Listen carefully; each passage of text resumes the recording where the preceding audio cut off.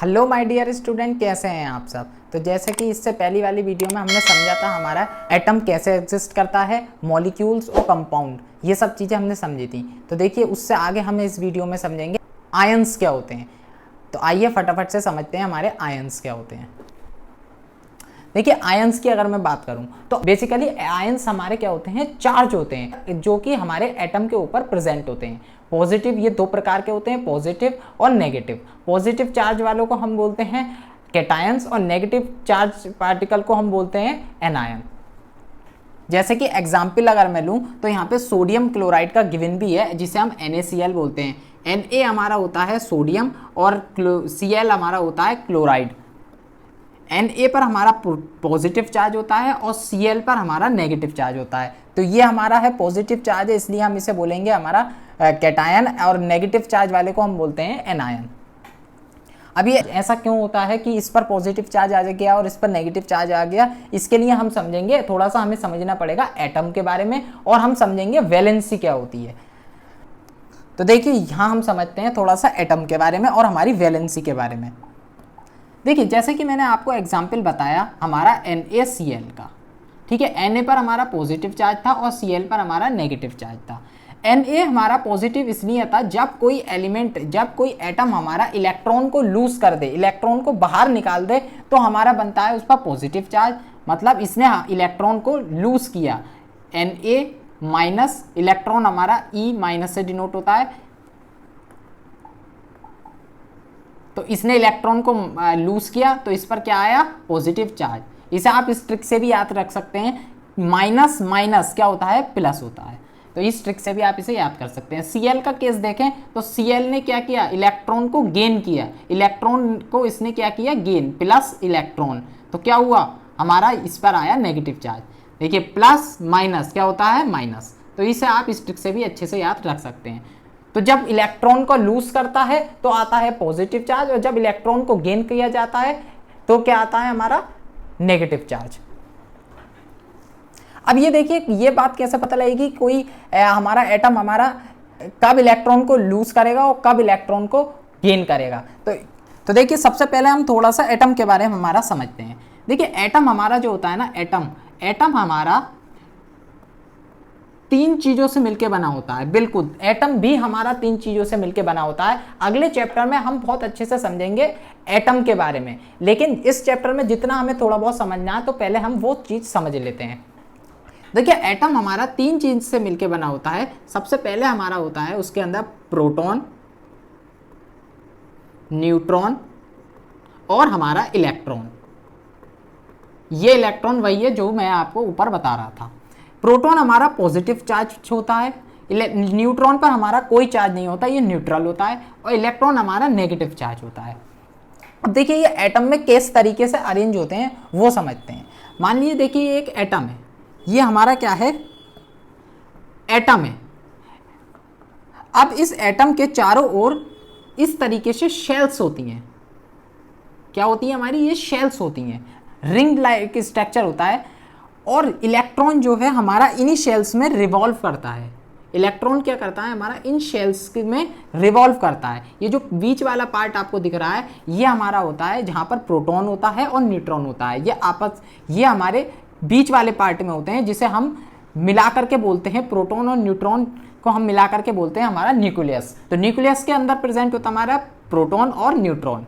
Electron हमारा nucleus के चारों ओर रिवॉल्व करता है अपने शेल्स के अंदर, इस न्यूक्लियस के चारों ओर रिवॉल्व करता है शेल्स के अंदर। तो अब इलेक्ट्रॉन, तो अब इसके अंदर क्या चीज होती है, देखिए इलेक्ट्रॉन हमारा, ये हमारी शेल, जैसे कि ये शेल्स 1 है, शेल 2 है, ऐसे ही शेल्स आगे भी होती हैं। हमारी जो शेल 1 है ना, शेल नंबर 1, शेल नंबर 1 में हमारा 2 इलेक्ट्रॉन रह सकते हैं। 2 इलेक्ट्रॉन हमारे शेल 1 में रह सकते हैं। 2 से ज्यादा या 2 से कम इलेक्ट्रॉन अगर हमारे फर्स्ट सेल में हुए किसी भी एटम के, तो वो हमारा एटम अनस्टेबल हो जाएगा, एटम हमारा स्टेबल नहीं होगा। और सेकंड शेल में हमारे 8 इलेक्ट्रॉन रह सकते हैं। 8 इलेक्ट्रॉन से कम या ज्यादा अगर होंगे तो हमारा क्या होगा, एटम हमारा अनस्टेबल होगा। तो इस सेकंड वाली में 8 रह सकते हैं, 1 2 3 4 5 6 7 8। ठीक है। अब देखिए यहाँ पर केस समझते हैं कि Na पर पॉजिटिव और Cl पर नेगेटिव क्यों आया।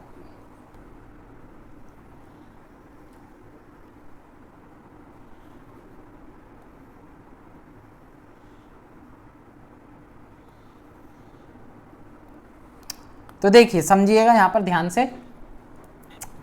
सबसे पहले मैंने आपको अभी बताया कि फर्स्ट शेल में हमारे 2 इलेक्ट्रॉन रह सकते हैं और सेकंड शेल में हमारे 8 इलेक्ट्रॉन रह सकते हैं। अब क्या होता है, अगर मान लीजिए किसी भी एटम के पास ये न्यूक्लियस है हमारा, फर्स्ट शेल में इसके पास 2 इलेक्ट्रॉन है और सेकंड शेल में इसके पास कितने इलेक्ट्रॉन है, 1 2 3 4 5 6 एंड 7, ठीक है। अब 7 इलेक्ट्रॉन है और मैंने बताया स्टेबल बनने के लिए इसे कितने इलेक्ट्रॉन चाहिए, 8 इलेक्ट्रॉन चाहिए। अब या तो स्टेबल बनना है इसे या तो 7 इलेक्ट्रॉन को लूज कर दे, जिससे हमारे जो फर्स्ट शेल में है सिर्फ 2 इलेक्ट्रॉन रह जाए। तो 2 इलेक्ट्रॉन जब रह जाएंगे तब भी वो स्टेबल बन जाएगा, या एक इलेक्ट्रॉन को वो गेन कर ले, एक इलेक्ट्रॉन को वो ले ले, जिससे कि हमारे सेकंड शेल में 8 इलेक्ट्रॉन हो जाएंगे, जिससे वो स्टेबल हो जाएगा। तो बताइए आप, 7 इलेक्ट्रॉन को बाहर निकालना आसान है, लूज करना आसान है, या एक इलेक्ट्रॉन को गेन करना आसान है? देखिए एक इलेक्ट्रॉन को लेना, एक इलेक्ट्रॉन को लाना ज्यादा आसान है 7 इलेक्ट्रॉन को लूज करने के बजाय। तो ये क्या काम करता है, इसी वजह से एक इलेक्ट्रॉन इसके पास आता है, एक इलेक्ट्रॉन इसके पास क्या होता है, आ जाता है, और यह क्या बन जाता है, हमारा इलेक्ट्रॉन 8 हमारे कंप्लीट हो जाते हैं और हमारा ये स्टेबल बन जाता है। तो किसी भी एटम के साथ ये हमारा प्रोसेस होता है। एक और केस लेते हैं, जैसे कि मान लीजिए ये हमारा न्यूक्लियस है, अगर इसके पास ये फर्स्ट शेल में 2 इलेक्ट्रॉन है, सेकंड शेल में 1 इलेक्ट्रॉन है, तो आप इसे स्टेबल बनने के लिए या तो इस 1 इलेक्ट्रॉन को बाहर निकालना पड़ेगा या 7 इलेक्ट्रॉन को अंदर लेना पड़ेगा, जिससे ये स्टेबल बन जाए। तो आप बताइए 1 इलेक्ट्रॉन को लूज करना आसान है या 7 इलेक्ट्रॉन को गेन करना आसान है? 1 इलेक्ट्रॉन को लूज करना आसान है, इस वजह से ये 1 इलेक्ट्रॉन को क्या कर देगा, बाहर निकाल देगा और 2 इलेक्ट्रॉन इसकी फर्स्ट शेल में हो जाएंगे और ये क्या बन जाएगा, हमारा स्टेबल बन जाएगा। तो यही स्टेबिलिटी को गेन करने के लिए, बनाने के लिए ही कोई भी एटम हमारा क्या काम करता है, इलेक्ट्रॉन को गेन और लूज करता है। और कितने कितने लूज और गेन करेगा वो आपको अब समझ में आ गया होगा। देखिए एक से भी ज्यादा ये गेन और लूज हमारा एक से ज्यादा भी इलेक्ट्रॉन की हो सकती है। अब देखिए Na और Cl का अगर एग्जाम्पल लें हम,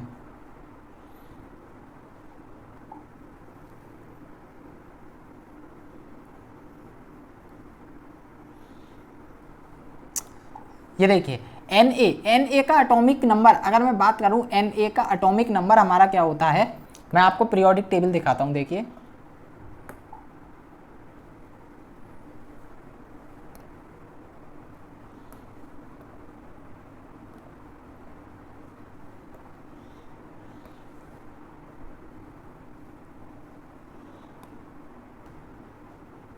ये देखिए ये हमारा प्रोटॉन है अंदर और ये हमारे क्या है, प्रोटॉन और न्यूट्रॉन। ये हमारे इलेक्ट्रॉन देखिए रिवॉल्व कर रहे हैं चारों तरफ,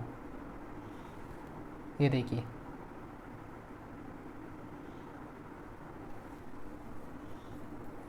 देखिए ये मैं खोलता हूँ, देखिए पीरियोडिक टेबल हमारी, ये हमारी देखिए आपको पीरियोडिक टेबल दिखाई दे रही होगी।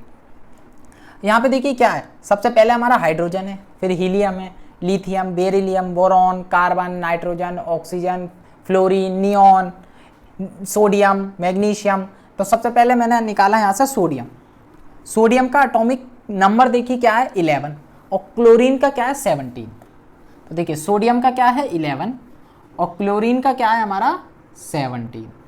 अब देखिए मैंने आपको जैसे कि अपने रूल के अकॉर्डिंग बताया कि हमारे फर्स्ट सेल में कितने इलेक्ट्रॉन आ सकते हैं, 2 इलेक्ट्रॉन आ सकते हैं। यहाँ 11 को देखिए, अब हम ब्रेक डाउन कैसे करेंगे। फर्स्ट सेल में 2 आ गई, सेकंड सेल में 8 आ गई, 8 और 2 10 हो गए। अभी 1 इलेक्ट्रॉन बचा है, 1 बचा है हमारे पास, तो ये आ गया 1।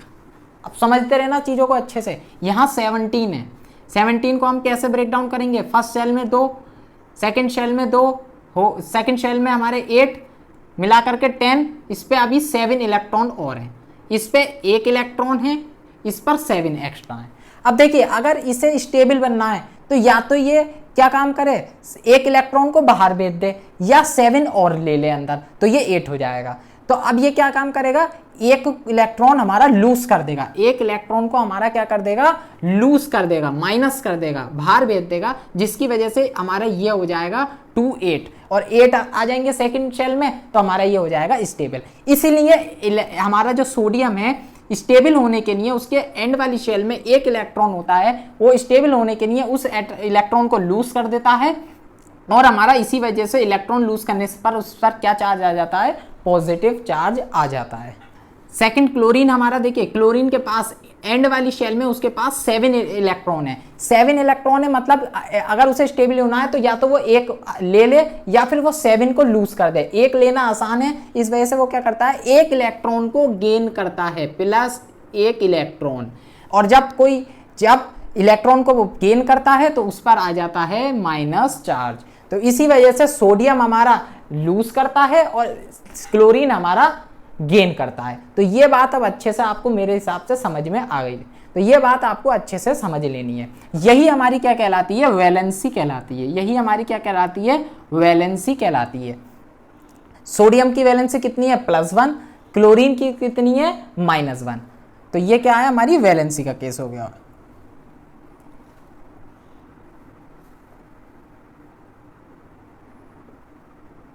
अब है यहाँ पर राइट केमिकल फॉर्मूला, ये आपको अब अच्छे से समझ में आ जाएगा, क्योंकि अब आपने इलेक्ट्रॉन की गेनिंग और लूजिंग को समझ लिया और वैलेंसी क्या चीज होती है उसे समझ लिया।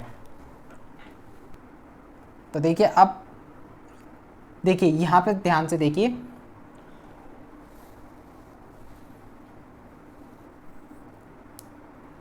मैंने आपको अभी समझाया वैलेंसी के बारे में। तो देखिए वैलेंसी के बारे में आपकी ये जो टेबल गिवन है, इससे आप और एक बार अच्छे से समझ लीजिए। ये कुछ हमारे आयंस दे रखे हैं हमारे, जैसे कि मैंने अभी आपको केस समझाया था सोडियम का। सोडियम पर वैलेंसी कितनी होती है, 1 वैलेंसी होती है, Na+। उसी प्रकार पोटेशियम पर हमारी K+। पोटेशियम पर कितनी वैलेंसी होती है, 1 वैलेंसी होती है। ये जितने भी ऊपर गिवन है ना, वो हमारे 1 वैलेंसी के एग्जाम्पल्स हैं। सिल्वर पर कितनी होती है, 1, कॉपर पर 1, हाइड्रोजन 1, हाइड्राइड पर माइनस की वैलेंसी होती है हमारी, क्लोराइड पर मैंने बताया था आपको 1 होती है, लेकिन वो की हमारी होती है माइनस की। सेम हमारा bromide, iodide, ammonium, hydroxide, nitrate, hydrogen carbonate, ये सब क्या है हमारे ऊपर वाले एग्जाम्पल किसके हैं, हमारे 1 वैलेंसी के एग्जाम्पल हैं, जिनकी वैलेंसी 1 होती है। सेकंड है ये हमारे, ये मैंने देखिए डिवाइड कर दिया इन्हें। सेकंड है हमारे यहाँ पर जिस पर वैलेंसी 2 होती है, क्योंकि इलेक्ट्रॉन जरूरी, मैंने बताया था ना, इलेक्ट्रॉन हमारा जरूरी नहीं है कि एक ही इलेक्ट्रॉन की गेनिंग या लूजिंग हो, एक से ज्यादा भी इलेक्ट्रॉन गेन भी किए जा सकते हैं और लूज भी किए जा सकते हैं। मैं आपको इसका अगर एग्जाम्पल में समझा देता हूं एक और, देखिए जैसे कि हमारा एग्जाम्पल है मैग्नीशियम क्लोराइड का, मैं लेता हूं मैग्नीशियम Mg और क्लोराइड हमारा Cl। मैग्नीशियम का एटॉमिक नंबर, मैग्नीशियम का हमारा एटॉमिक नंबर होता है 12 को जब हम वैलेंसी निकालेंगे तो 2 8 और हमारी कितनी बची, 2 8 2 आ गई। अब इसे स्टेबल बनने के लिए क्या काम करना है, 2 इलेक्ट्रॉन ये लूज कर देगा, और जब लूज करेगा कोई एलिमेंट, जब लूज करता है इलेक्ट्रॉन को, तो उस पर किस पर आता है, चार्ज उस पर आता है पॉजिटिव का। तो इसी वजह से इसकी वैलेंसी हो गई +2 की। क्लोरीन का मैंने आपको बताया ही था 17 होता है हमारा एटॉमिक नंबर, तो 2 8 और 7, 2 8 और 7। अब 7 है, ये क्या करेगा, एक गेन करेगा, 8 बनाने के लिए ये एक गेन करेगा तो नेगेटिव चार्ज आ जाएगा, और एक इलेक्ट्रॉन आया है तो इस वजह से इस पर -1 आएगा। ये देखिए ऊपर है -1 का चार्ज है। तो किसी की भी वैलेंसी आप इस तरीके से निकाल सकते हैं। देखिए सल्फाइड की S-2, कार्बोनेट, सल्फाइड, सल्फेट, ये सब आपकी गिवन है, तो एक बार अच्छे से आप इसे देख सकते हैं। उन्हें समझने के बाद आपको ये समझने में बहुत आसानी होगी। कुछ स्टेप्स होते हैं हमारे जिसकी मदद से हम किसी भी फॉर्मूले को डिराइव करते हैं, किसी भी फॉर्मूले को हम लिखते हैं। उसके लिए सबसे पहले हमें पता होनी चाहिए उसकी वैलेंसी, और वैलेंसी निकालना मैंने आपको अच्छे से समझा दिया है। अब देखिए समझते हैं यहाँ पर सबसे पहले कोई भी केमिकल फॉर्मूला हम कैसे लिखते हैं। तो देखिए अब फॉर्मूला लिखना हम सीखते हैं। देखिए यहाँ पे एग्जाम्पल देख रखा है HCl का, HCl का, ठीक है। अब आपको सबसे पहले क्या काम करना है, अगर HCl का आपको HCl का हाइड्रोजन और क्लोराइड का फॉर्मूला बनाना है तो आपको सबसे पहले क्या काम करना है, आपको लिखना है हाइड्रोजन का एटॉमिक नंबर। हाइड्रोजन का एटॉमिक नंबर, क्योंकि हम वैलेंसी निकालेंगे सबसे पहले। हाइड्रोजन का एटॉमिक नंबर हमारा होता है 1, क्लोरीन का हमारा होता है 17। वैलेंसी अब हम निकालेंगे, वैलेंसी निकालेंगे तो 1 है।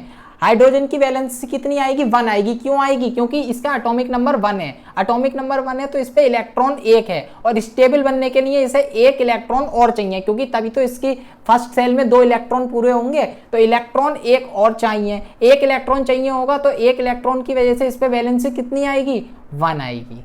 क्लोरीन का मैंने आपको बताया था 287 आएगा। इसे भी क्या चाहिए, 1 इलेक्ट्रॉन चाहिए जिससे स्टेबल बन सके, तो 1 इलेक्ट्रॉन चाहिए, इस वजह से इसकी वैलेंसी भी कितनी आई, 1। तो H हमारा ये आ गया, Cl हमारा ये आ गया, 1 ये आ गई इसकी वैलेंसी, और Cl की इसकी वैलेंसी ये आ गई। अब आपको कुछ भी नहीं करना है, क्रॉस मल्टीप्लीकेशन करना है। तो H की इससे मल्टीप्लाई, 1 क्लोरीन की इससे मल्टीप्लाई, तो ये H की जब किसी भी चीज की 1 से मल्टीप्लाई करते हैं तो वही नंबर आ जाता है। तो H की 1 से H और Cl से की 1 से तो Cl, तो हमारा क्या बन गया, ये HCl। हमारा क्या बन गया, ये HCl। सेकंड देखिए, हम एक और एग्जांपल लेते हैं जो कि गिवन है आपकी बुक में, हाइड्रोजन सल्फाइड। हाइड्रोजन सल्फाइड, ठीक है, हाइड्रोजन का हमारा H सिंबल आ गया, हाइड्रोजन का H आ गया। सल्फाइड को हम किससे डिनोट करते हैं, S से डिनोट करते हैं।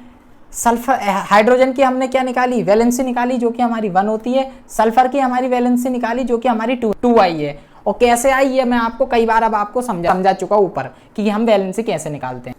तो अब हम क्या करेंगे, HS12 ये सब लिखने के बाद H की क्रॉस मल्टीप्लाई करेंगे तो H2S। नेक्स्ट हमारा समझिए, देखिए ये गिवन है आपका एल्युमिनियम ऑक्साइड। एल्युमिनियम का सिंबल रखा Al, ऑक्सीजन का O, Al की +3 होती है, एल्युमिनियम की वैलेंसी +3 होती है, और O की हमारी -2 होती है। फॉर्मूला हमारा क्या बना, Al2O3 बन गया। देखिए एक ये देखिए कैल्शियम ऑक्साइड का क्या बना, देखिए अगर जैसे मैं देखिए यहाँ पे आपने ये Ca लिखा, O लिखा, +2 इसकी वैलेंसी, O और -2 इसकी वैलेंसी। लेकिन ये अगर आप सोच रहे हो Ca2 और O2 ऐसा आएगा, तो ऐसा नहीं आएगा। क्यों नहीं आएगा ये, क्योंकि यहाँ प्लस का चार्ज है, यहाँ माइनस का चार्ज है, चार्ज अपोजिट है, इलेक्ट्रॉन बराबर हैं, तो ये इससे कैंसिल हो जाएंगे, तो ये बन जाएगा हमारा CaO। तो ये बात बस आपको ध्यान रखनी है। तो इसी प्रकार आप अलग अलग फॉर्मूले बना सकते हैं। देखिए मैग्नीशियम क्लोराइड का ये गिवन है, मैग्नीशियम की +2, क्लोराइड की -1, Mg, इसकी मल्टीप्लाई इससे, इसकी मल्टीप्लाई इससे, MgCl2।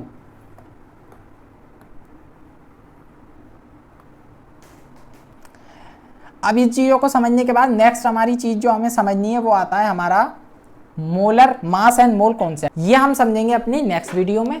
तो फटाफट से चैनल को लाइक शेयर सब्सक्राइब कर दीजिए, और साथ ही साथ बेल आइकन को प्रेस कर दीजिए, और कमेंट बॉक्स में अपनी क्वेरीज को आप पूछ सकते हैं। तो जब तक के लिए bye bye, thank you, take care, धन्यवाद।